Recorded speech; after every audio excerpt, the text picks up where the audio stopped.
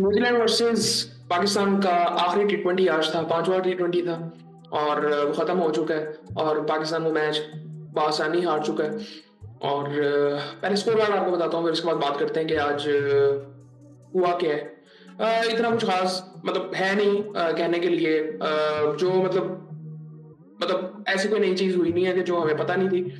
खैर, पाकिस्तान ने पहले बैटिंग की, न्यूजीलैंड टॉस जीता था और बॉलिंग का फैसला किया था। जिस तरह पाकिस्तानी बैटर्स आए थे, वो उनको समझ ही नहीं आ रही थी कि हमने खेलना कैसे। वो जिस तरह वो खेल रहे थे, हारिस और हसन नवाज ने ओपन किया। मैं पहले कई दफा कह चुका हूँ, ये आपका रॉ टैलेंट है, ये रेडी ही नहीं है अभी पाकिस्तान से खेलने के लिए। स्पेशली ये नवाज वगैरह, हसन नवाज हो गए, 100 तो आ गया और आपको लग रहा है कि बहुत अच्छी मतलब हमने सिलेक्शन कर ली है, सारा कुछ हो गया। बट ऐसे नहीं है, हमें सिस्टम्स बनाने पड़ेंगे। फिर मैं वही बात करूंगा, सिस्टम्स बनाने पड़ेंगे, उसमें पकाना पड़ेगा प्लेयर्स को पहले। ना कि एक परफॉर्मेंस पे हम एक गिनती की एक परफॉर्मेंस पे हम लोगों ने प्लेयर्स को पाकिस्तान टीम में डाल दिया। इतना आसान हो गया पाकिस्तान से खेलना। खैर, हसन नवाज वो जिस तरह की वो शॉट्स खेल रहे होते हैं, बैट उनका कहाँ जा रहा होता है, बॉडी कहीं पे होती है, खेल को क्या रहे होते हैं शॉट, कुछ पता नहीं होता उनको। हारिस को तो आज बिल्कुल समझ ही नहीं आ रही थी कि बॉल कहाँ जा रहा है, बैट उनका कहाँ पे है, लेट इतना थे वो। आई थिंक बस मैं कुछ कह नहीं सकता इसमें ज्यादा। खैर, हारिस ने 11 रन बनाए 17 बॉलों में। हसन नवाज 0 पे आउट हुए, 3 दफा आई थिंक 0 पे आउट हुए, एक दफा 1 रन बनाया उन्होंने, एक दफा 6 नॉट आउट है। ये सूरत हाल हसन नवाज की है। उमर बिन यूसुफ आज खेले थे, आज काफी चेंजेस पाकिस्तान ने किए थे, बट आई थिंक मुझे लगता था कि एक दो चेंजेस आपको नहीं करने चाहिए थे। जिस तरह इरफान को आपको नहीं बिठाना चाहिए था, इरफान को आपको खिलाना चाहिए था। बाकी जो चेंजेस आपने किए थे ठीक थे, चेंजेस। बट इरफान को आई थिंक उसको, वो कौन सा इतना पुराना प्लेयर जिसको आपने बिठा दिया था। खैर, उमर खेला था आज, बेहतर लग रहा। टॉप 3 में अगर मैं देखूं तो टेक्निकली बेहतर था इन सब में। उस्मान भी आज खेल रहा था, उस्मान को खिलाने का तो मुझे आज समझ नहीं आया। मतलब आप इरफान को उसकी जगह पे खिलाना था, और उस्मान को आपको प्रॉपर चांस देना पड़ेगा। उस्मान को हमने प्रॉपर चांस दिया ही नहीं है अभी। वो उसका इंटेंट हर तरह से ठीक है, मैं ये नहीं कहता वो टेक्निकली बहुत स्ट्रांग है, बट वो उसको रन्स करने आते हैं, उसको रन्स करने आते हैं। ये बड़ी एक डिफरेंट चीज है। दुनिया में मोस्टली प्लेयर्स टेक्निकली स्ट्रांग नहीं होते, बट उनको रन्स करने आते हैं, जिस वजह से वो रन्स करते हैं। हम टेक्निकली प्लेयर्स की जो बात करते हैं कि दे आर वेरी क्लासिकल, वो बहुत लिमिटेड प्लेयर्स हैं। आप हर टीम में एक प्लेयर कोई उस लिहाज से फेमस होता है, अदरवाइज मोस्टली प्लेयर्स ऐसे नहीं होते। जिस तरह आप शताब को देखते हैं, आप हारिस को देखें, ये टेक्निकली स्ट्रांग नहीं है, इनको आप क्लासिकल बैट्समैन नहीं कह सकते, ये अनकन्वेंशनल बैट्समैन है। इसी तरह उस्मान भी है, उस्मान को रन्स करने आते हैं, जो कि डिफरेंट है बाकियों से। उसको प्रॉपर मौका आई थिंक देना चाहिए। और यहाँ पे आई थिंक मैं कुछ चीजें इधर नोट कर रहा था कि हमें सोचना किस तरह चाहिए कि हमें न्यूजीलैंड ऑस्ट्रेलिया के लिए टीमें कैसे बनानी चाहिए, किस तरह के बैट्समैन हमें चाहिए। पता नहीं हम किस तरह सोच रहे हैं अभी। मेरे भी ख्याल से हम ठीक तरह से सोच रहे हैं हमें किस तरह के बैट्समैन इन कंडीशन में चाहिए, किस तरह के बैट्समैन हमें एशियन कंडीशन में चाहिए। ये हमें चीजें देखनी पड़ेंगी। यहाँ पे आपको टेक्निकली स्ट्रांग चाहिए, मेरे ख्याल से यहाँ पे बाबर आजम का होना बड़ा इंपॉर्टेंट था। सिर्फ बाबर आजम की मैं बात कर रहा हूँ कि वो टेक्निकली बहुत स्ट्रांग है, और वो उसका लोग समझते हैं उसका स्किल का ज्यादा मसला, उसका टेक्निकल पे मसला है। उसका बड़ा वो मसला नहीं है, उसका यहाँ से मसला है। वो यहाँ से बहुत अपसेट है पिछले 2-3 सालों से। यहाँ से जब वो ठीक हो जाएगा, वो सारा कुछ उसका बैक फ्लो ठीक हो जाएगा। कई शॉट्स तो उसने मारे ही नहीं है पिछले 1.5-2 सालों में। एक्स्ट्रा कवर पे आप उसके देखें, उसने कितनी शॉट्स मारी हैं, वो कॉन्फिडेंस की शॉट्स होती हैं। कॉन्फिडेंस है ही नहीं उसको अपने ऊपर अभी इस वक्त। आई थिंक काफी चीजें हमें ये सोचना पड़ेगा कि हमें किन कंडीशंस में हमारे कौन से बैट्स होने चाहिए। अभी वो वापस आएगा, क्या नाम है उसका, साइम अयूब आएगा। वो इन कंडीशंस में बेहतर है, वो एशियन में भी बेहतर है, वो ओवरऑल बेहतर खेलता है, बाबर भी बेहतर खेलता है। इनमें से भी मतलब अब हमारे पास और कुछ है ही नहीं। अब हमने चेंजेस किए, इनको हमें लेके चलना है साथ। अब खैर, सलमान ने अच्छी इनिंग खेली, जिसकी बदौलत थोड़ी सी इज्जत रह गई पाकिस्तान की। 128 रन पाकिस्तान ने बना लिए।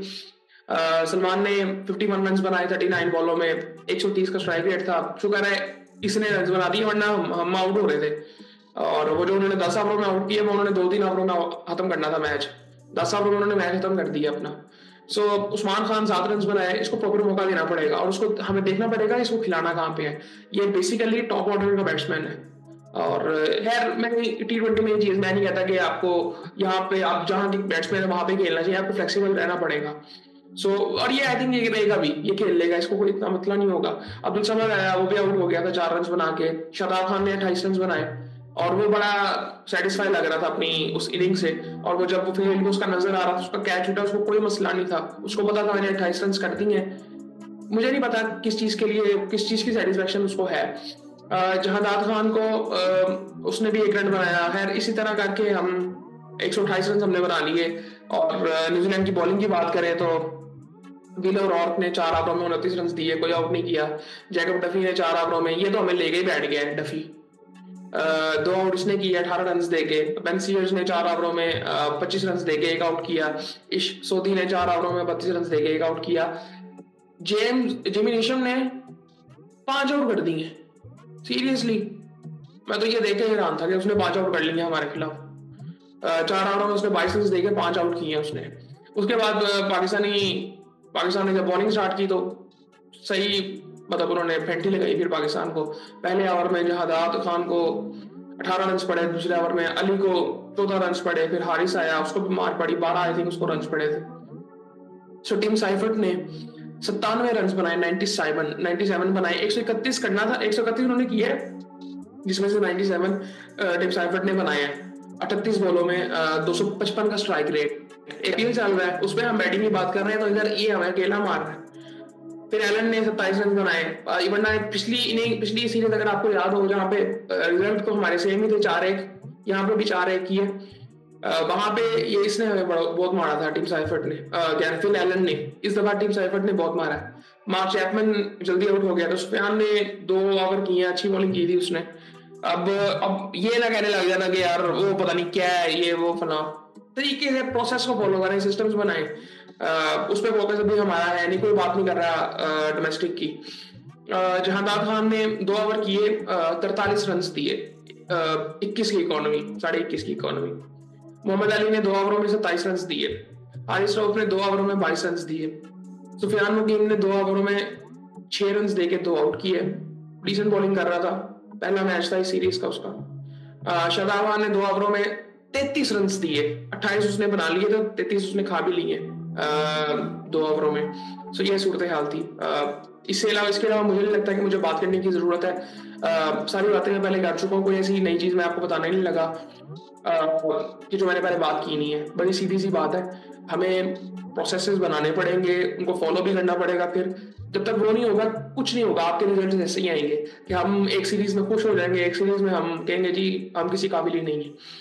सो ये सूरत हाल है। ये स्टेबल रिजल्ट चाहिए तो हमें ये प्लेयर्स को, प्रोसेस को फॉलो करते हुए आना पड़ेगा। इनमें से सबको निकाल के देख लें, सबके बारे में मैं बात कर चुका हूँ, किस बेस पे ये इस टीम में खेल रहे हैं, वो सारा कुछ मैं आपको बता चुका हूँ। और पता नहीं अब सलमान साहब आ तो जाएंगे, बट उनके पास मेरे ख्याल से उन सवालों के जवाब नहीं होंगे प्रेस कॉन्फ्रेंस में। और वो सही बंदा भी नहीं है कि उससे क्या सवाल की। मैं अभी सुन रहा था कि हारिस रऊफ को शायद वो उसमें डाला जा रहा है ओडीआई सीरीज में। मेहरबानी साढ़े तक करो यार, बस कर दो। उसने वो 1-2 मैचों में अच्छी बॉलिंग कर दी है, तो उसको यहाँ पे आपने रख लेना, नए लड़कों को मौके दें अगर आप टीम बिल्ड कर रहे हैं तो। ये इनके माइंडसेट का बड़ा इशू है। असल में ये हमारे सीनियर प्लेयर्स हैं पाकिस्तान टीम के, असल मसला ये है। सो खैर जो भी है, ये मतलब कुछ कह नहीं सकते यार, नई कोई बात नहीं है ऐसी। आई थिंक बस ये सूरत हाल थी। और आज के मैच में तो उम्मीद थी भी नहीं इतनी कि पाकिस्तान कुछ इतना खास करेगा। चेंजेस करने से पाकिस्तान ने वो किए। मैच भी मैंने देखा तो शुरू में पता चल गया था कि आज दिन नहीं है हमारा, बॉडी लैंग्वेज गिरी हुई थी। सो ये सूरत हाल थी। आप लोग बताएं आप क्या सोचते हैं पाकिस्तान टीम के बारे में। सोल्यूशन बड़ा सिंपल है, सिस्टम्स बनाने पड़ेंगे, उनके प्रोसेसेस को फॉलो करना पड़ेगा और वो लॉन्ग टर्म के लिए होंगे।